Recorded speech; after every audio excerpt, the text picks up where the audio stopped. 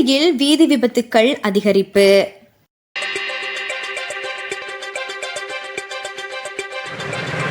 கடந்த வருடத்துடன் ஒப்பிடுகையில் இந்த வருடத்தின் இதுவரையான காலப்பகுதியில் வீதி விபத்துக்களின் எண்ணிக்கை அதிகரித்துள்ளதாக போலீசார் தெரிவித்துள்ளனர். மோட்டார் சைக்கிள் ஓட்டுநர்களும் பின்னால் அமர்ந்து பயணித்தவர்களுமே அதிகளவில் இவ்வாறான விபத்துக்களுக்கு உள்ளாகியுள்ளதாக போக்குவரத்து கட்டுப்பாட்டு மற்றும் வீதி பாதுகாப்புக்கு தொடர்பான பிரதி போலீஸ் மா அதிபர் WPJ சேனாதீர தெரிவித்துள்ளார். கடந்த வருடத்தின் தரவுகளை நோக்கும் போது வீதியில் பயணித்த பாதசாரிகளில் 31% உயிரிழந்துள்ளதாக அவர் சுட்டிக்காட்டினார்.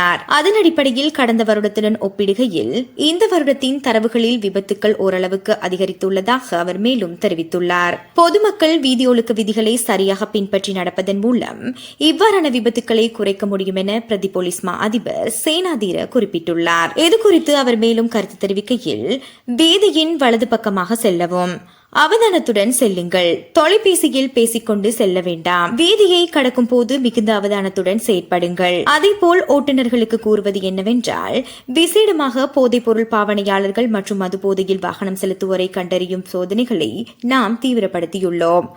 விபத்துக்கள் மற்றும் விபத்துக்களை தடுத்தல் தொடர்பில் சமூகத்தில் தற்போது பாரிய உரையாடல் ஒன்று ஏற்பட்டுள்ளது என்று கூறியுள்ளார்.